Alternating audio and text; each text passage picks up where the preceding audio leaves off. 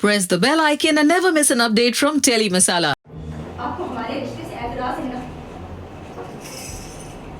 तो प्लीज मुझे माफ कर ये रिश्ता ही खत्म कर दीजिए। तराना, तुम्हें पाने के लिए हरमन को हमारी हर कही हुई बात को मानना बहुत जरूरी है। क्यों क्यों कर रही हैं आप ऐसा? क्यों बार बार आप हरमन जी का इम्तिहान लेती हैं इस तरह से? मैं इसलिए हंस रही हूँ कि आपने मुझे बहुत ही इमोशनल देखा है उसके लिए, सौम्या के लिए। तो सडनली ये एक अलग चेंज, एक अलग मूड आ गया। तो उसकी वजह यही थी कि हमने जब उसे क्लियर कर दिया था कि गुरुमा बनने के बाद बहुत सारी चीज़ों को त्यागना पड़ेगा, सेक्रीफाइस करना पड़ेगा, तो वो हर बात को लेकर सहमत हुई थी और उसका ये खुद का ही फैसला था कि मैं गुरुमा बनूंगी। तो अब उसके बाद सडनली उसे वो जो उसकी मोहब्बत है वो वापस उसके ऊपर हावी हो जाती है सब चीज़ों को पार करके। तो वो भागती है कि भाई मैं तो गुरुमा अब नहीं बनूंगी, मैं तो हरमन से प्यार करती हूँ, मैं आज जाके अपने हरमन को प्यार का इजहार कर दूंगी। वो ऐसा ही कुछ करती है। तो सडनली हम उसे वापस हरमन के पास से घर पे ले आते हैं और मैं बोल देती हूँ कि ये जो गुरु माताएँ हैं ये जो फैसला लेंगी मैं मानूंगी।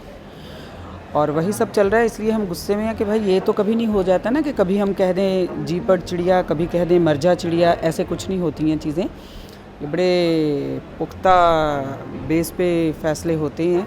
तो तुमने कैसे इसको हल्के में ले लिया? तो इसलिए फिर ये चीज़ें चल रही हैं अब कि भाई ये फ़ैसला तो आज ही होगा कि तुम्हें तो कुछ ना कुछ तो अभी इधर ही करना पड़ेगा, उस दुनिया में नहीं। क्यों आए हो?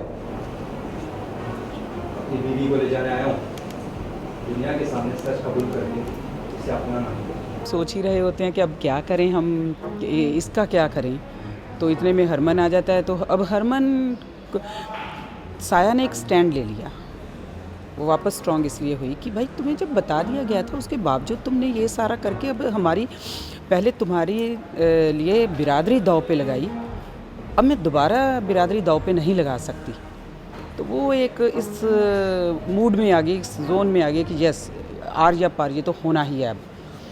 तो इसलिए हरमन बीच में आता है। हरमन कहता है कि भाई ठीक है बता दीजिए शर्तें उसके साथ जो रखी गई हैं वो कहीं ना कहीं गुरु माताएँ भी जानती हैं कि वो पूरी नहीं होने वाली हैं, इसलिए ऐसी शर्तें रखी गई हैं। तो वो फाइनली जो शर्तें हैं उसकी कि इसकी सिक्योरिटी मेन, कि कल को तुम्हें कुछ हो जाता है तो फिर ये कहाँ जाएगी। तो वो शर्तें पूरी नहीं हो कर पाएगा, ये तो सबको ही पता है, क्योंकि प्रीतो और हरक ये करने ही नहीं देंगे। आपको हमारे रिश्ते से एतराज है ना, तो प्लीज मुझे माफ कर ये रिश्ता ही खत्म कर दीजिए।